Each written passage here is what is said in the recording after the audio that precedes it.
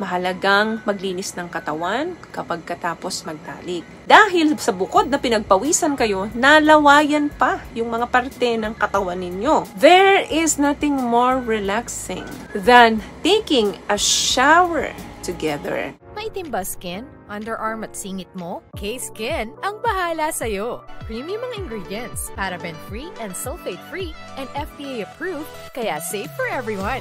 With K-Skin, ibalik ang alindog mo. Huwag nang magpahuli. Hi guys! Welcome back to our channel. Kumusta po kayong lahat? Sana ay nasa mabuti po kayo. At sa mga hindi po nakakakilala sa akin, my name is Cheryl Ting. At kung bago lang po kayo sa channel na to, pwede po bang makahingi ng isang favor to please consider to subscribe dito po sa ating channel. And also, huwag nyo na rin po sanang kalimutan i-like and follow ang ating Facebook page official and also ang ating TikTok account, Cheryl Ting. Maraming salamat po. And for today's video is, pagkatapos ninyong makipag-SEX sa mga partner ninyo, ano yung susunod ninyong gagawin? At kalimitan sa mga kalalakihan, pagkatapos tatalikuran na ang kanilang mga partner at matutulog na ng pagkahimbing-himbing with matching hilik pa.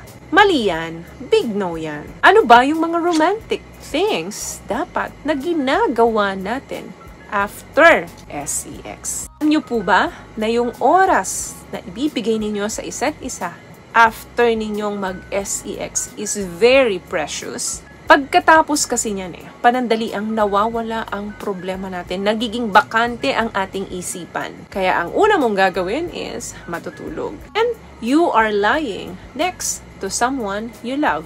Here are the super romantic things na dapat ginagawa nyo para mas lalong maging memorable sa tuwing kayo ay nag-SEX. Number 1, get some snacks. Kakatapos nyo lang mag-burn ng calories, pagpawisan at hingalin. Kaya normal na medyo mai-empty talaga ang stomach natin. Makakaramdam tayo minsan ng gutom pero mas pinipili nating matulog na lang. Get some mini meal and pagsaluhan nyo sa kama. Sabi nga nila, couple who eat together, stay together.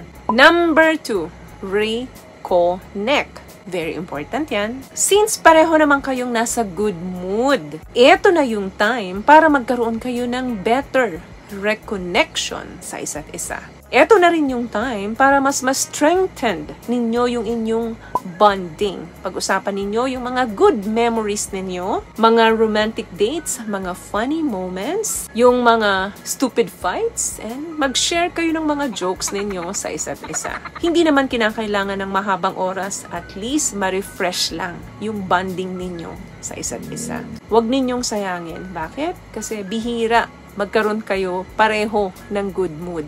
Make sure lang na parehong successful ang inyong pagtatalik. Kasi kung hindi, syempre, sasama ang loob ng isa. At pangit ang mood niyan. Number 3, mahalagang maglinis ng katawan kapag katapos magtalik. Dahil sa bukod na pinagpawisan kayo, nalawayan pa yung mga parte ng katawan ninyo. There is nothing more relaxing than taking a shower together. Or kung meron naman kayong bathtub, lying together. Hindi nyo pa na-experience siguro na after ninyong magtalik, magsha-shower kayo together, no? Pues ngayon, subukan nyo i-experience yan. Sometimes, there is charm, even in silence. And maligo kayo together.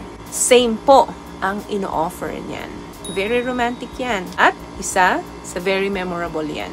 What I love about this product, itong No More Dark Secret ng K-Skin, bukod sa may advanced whitening na siya, na kung saan pwede niyang matulungan na pumuti yung mga singit-singit mo, moisturizing, meron siyang anti-irritation, antibacterial, maintain healthy pH level. Hindi lang pambabae, meron din po tayong pang lalaki. Another thing, pwede kayo mag-take ng selfies ninyo. Mag-photoshoot kayo. Picturean nyo yung mga sarili ninyo. Alam nyo ba, pagkatapos magtalik, pareho kayong blooming, lalo na ang mga kababaihan, nagbablush ang skin yan. Mas maganda sila after ng successful na pagtatalik. Minsan kasi, di ba, pagkatapos ninyong mag-SEX, kukunin ninyo yung mga phone ninyo at mag-check kayo ng Facebook, ng Instagram, hanggang sa antukin na at magtalikuran na lang kayo pareho. Yung mga couples today need to capture yung mga moment na nagmamatter talaga sa kanila. Hindi ko sinabing picturean nyo yung mga hubad na katawan nyo, ha? Ang picturean nyo yung mga mukha nyong blooming na blooming after ng SEX. Other thing, and kung may oras pa kayo, watch movie together hanggang sa antukin kayo. Minsan kasi, di ba, pagkatapos natin makipag-SEX sa partner natin, nakakatamad ng tumayo. Why not kunin mo yung remote ng TV ninyo at manood kayo together? Na parehong may interest kayo dun sa palabas na pinapanood ninyo. Yan yung mga good time ninyo together. Nasa loob kayo ng kumot, magkayakap. Amazing time yan for both of you. Last one, kung may natitira ka pang konting energy, imasahe mo naman yung partner mo. Give each other a massage after SEX is a good option. Relax and stay touchy. Kahit na hindi naman full massage ng katawan, kahit na head massage lang, malaking bagay po yan para sa mga partner natin. Malay mo, ma-in the mood pa yung partner mo at magkaroon pa ng round 2. So when it comes sa usapin ng SEX, hindi lang dapat tayo receiver, o hindi lang dapat tayo giver. Dapat pareho mo itong nare-receive, dapat pareho mo itong tinatamasa. Both of you. May natutunan ka ba sa video natin? Kung nagustuhan mo ang video natin, please give it a thumbs up, comment down below, and also share this video na rin po sa mga kaibigan na sa tingin yung matutulungan ng video natin. Once again, palagi po kayong mag-iingat at palagi po kayong manalangin. Thank you guys for watching and see you on our next one. Always love yourself and be a blessing. Bye!